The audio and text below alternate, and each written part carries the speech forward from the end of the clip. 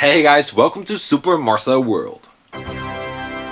Welcome to this retro review of Robocop 2, one of my all-time favorite sequels. As far as I'm concerned, Robocop and Robocop 2 are the only two live-action entries worth watching. Part 3 is very weak, and don't even get me started on that TV show. Ugh, I could not sit that through. It was horrible. So after the original Robocop by Paul Verhoeven, we're treated to Robocop 2, a terrific sequel if you ask me. The story is about this new drug, Nuke, the most addictive narcotic in history. It is flooding the streets with a new wave of crime. The drug criminals are led by Kane, played perfectly by Tom Noonan. Kane thinks he's God or Jesus, a real nasty motherfucker. So the city is being torn apart and the cops are on a strike.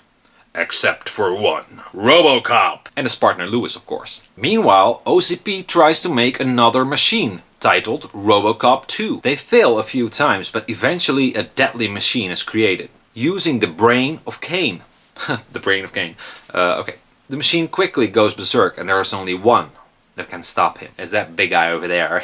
It's a great sequel. It's not better than the original, but I think it looks better than the original. The original is awesome, but it had this slightly desaturated image. This one has vibrant colors. It's like, pow! I love it. The suit looks a lot better. In the original he was silver and grayish with a hint of blue. Now he's kind of just blue with a hint of neon shine in there. I love it. It really looks great. But although the film looks great, there's one scene in the beginning where the shots are just out of focus. In the scene where we see Robocop for the first time, he steps out of this car and he takes care of some bad guys. After that he walks through this alley and he's just out of focus. The background is sharp, but there's nothing going on in the background. We're following the title character exploring the location. So, why is the title character blurry? What? I can't imagine them doing this on purpose, right? Also, this film is continuing the wacky and weird TV commercials during the film. It's awesome. I love those, they're great. And once again they used pretty hard violence in the film, one of the greatest charms of the original. One of the most memorable scenes is where Robocop 2 goes on a killing spree in a warehouse. He goes nuts and he grabs his chick by her head and just flings her around and you can hear her neck breaking and oh, I love it. Also the torture scene of the corrupt cop Duffy. Ouch! I remember as a kid watching that and I was like, great scene. Another scene that was very hard for me to watch when I was little was where the bad guys grab Robocop and they just tear him apart, you know, his arm and legs come off and they just drill him, his chest open. Oh. Unfortunately, Paul Verhoeven did not return to direct the sequel. The film is directed by Irvin Kershner, director of The Empire Strikes Back. Now did you know the story is written by Frank Miller?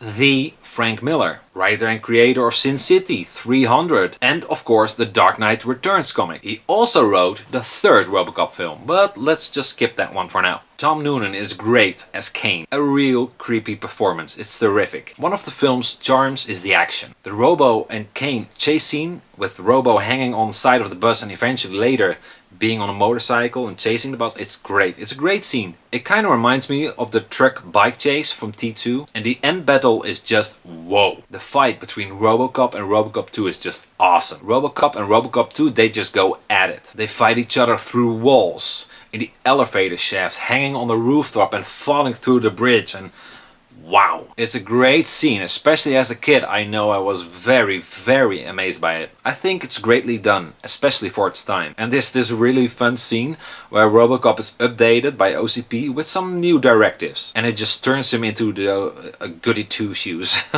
I'm sure a lot of fans will hate that scene, but I think it's very funny. I'm having trouble. But unfortunately there are some flaws. The kid, who is he? Where is he from? Is he Kane's son? Why is he bossing everyone around? And also there's this great scene with Murphy's wife. A great sequence where it's revealed that Murphy has found his former wife and his son.